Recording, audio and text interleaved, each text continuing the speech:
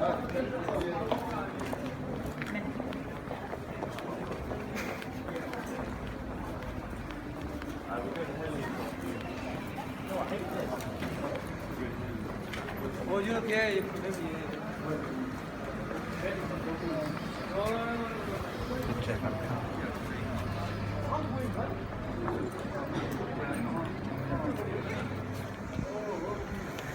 for it to go up to the wall.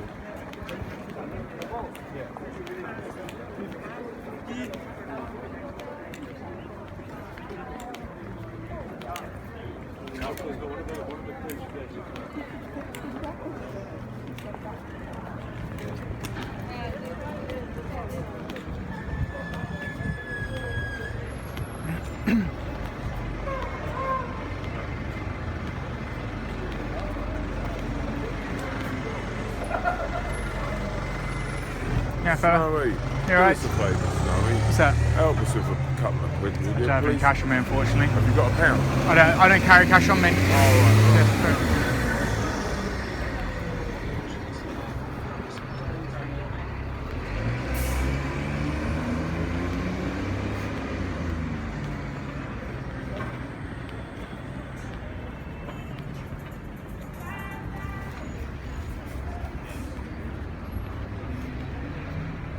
You're right. Came back to see you. Were you asking about the PSPO? The what, sorry? The PSPO, the drinking. You were asking one of I the was just business I was just walking past and heard them talking about Yeah. it. So it goes live tomorrow. Okay.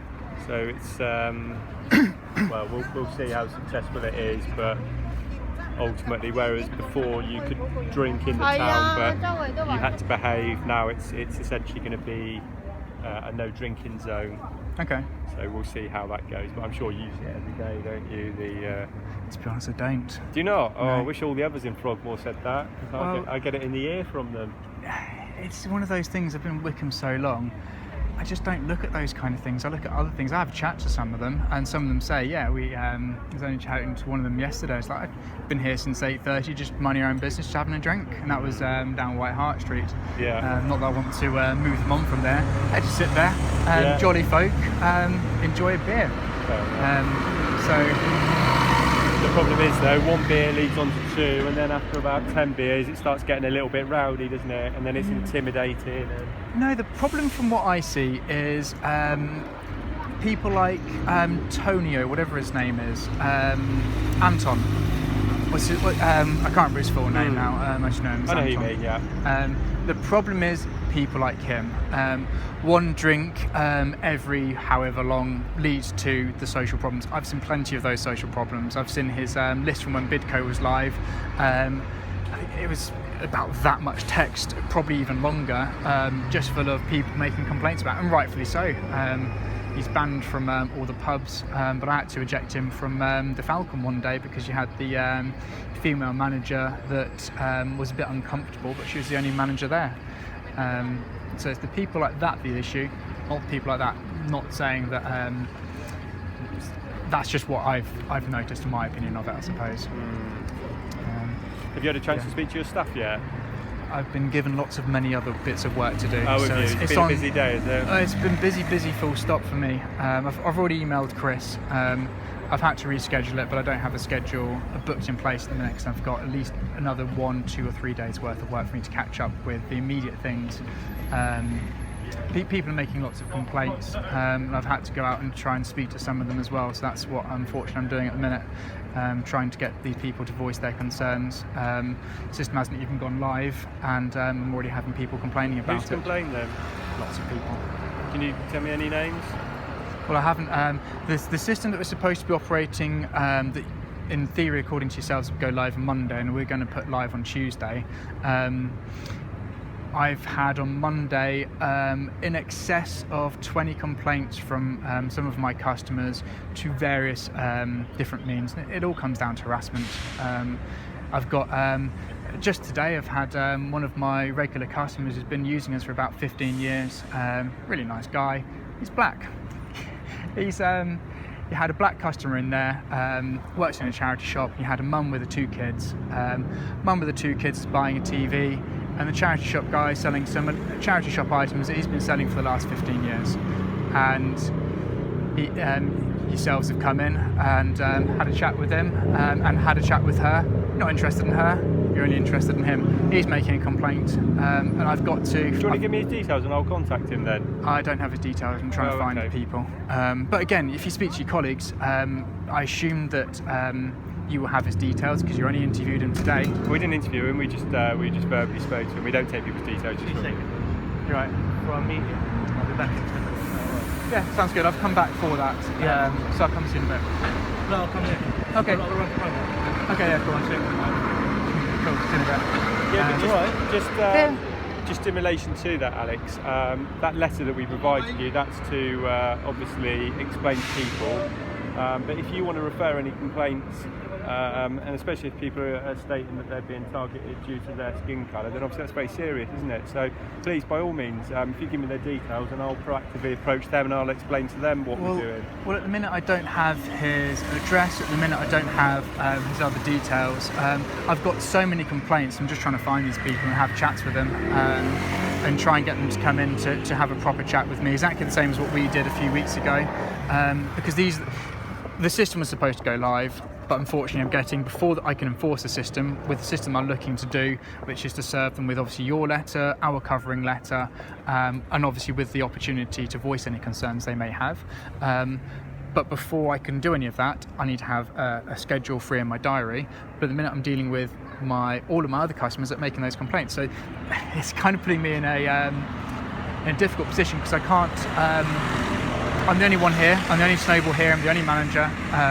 I've also obviously got immense problems doing things like emails on a daily basis. I'm having to resort back to putting my arm on, and you guys aren't helping me. And have you read the email from Chris about not allowing me any opportunity to help with the fact that I can't use my hand as much as I would?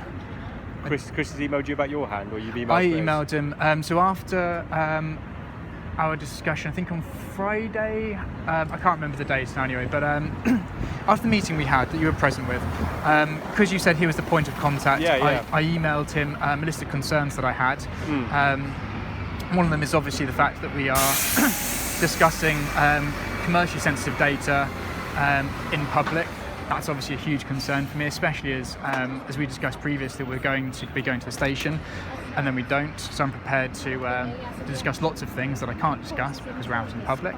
And then obviously I've got other issues in the meantime as well. Did you want to go indoors and talk? Or I'm fine here now, so I can't discuss any of those details at the minute, pending obviously what some of the other people have said.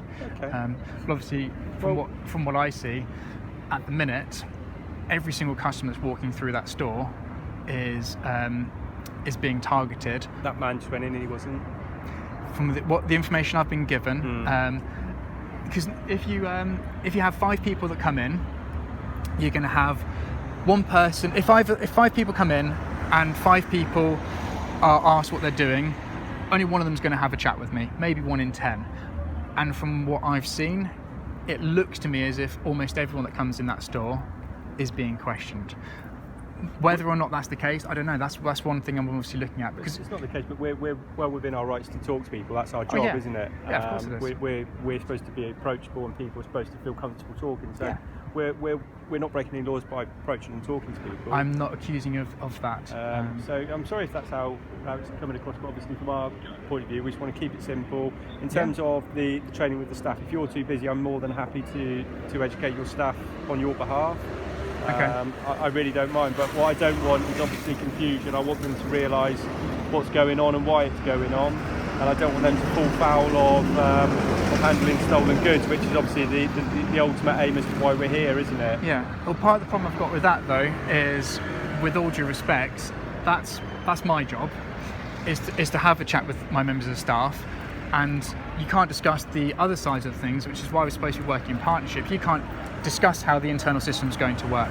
You can't have a chat with the procedure for if someone comes in with a stolen article, what you do. I've had that happen today. I've had one of my customers come around and offered us a drill, as a potentially stolen item because we've refused it.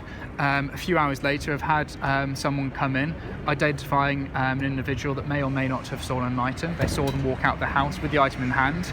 But at the minute, I can't proceed to do that until at the moment tomorrow, the day after. She's reported it through to yourselves. I've got the crime reference number. I've got a crime reference number on me. But I'm being taken away from doing those duties because I'm having to deal with my internal complaints. So by you, in my words, harassing my customers, it's stopping me. We're not harassing anyone, Alex. That man just walked in. We've not spoken to him. That's why I'm saying in my words. That's what it looks like to me. That. Okay. Well, we've obviously got a different opinion. If I give you, who's Constable 197? No idea. Could you email it to Chris just so there's an audit trail of it? Well, I haven't got any of this.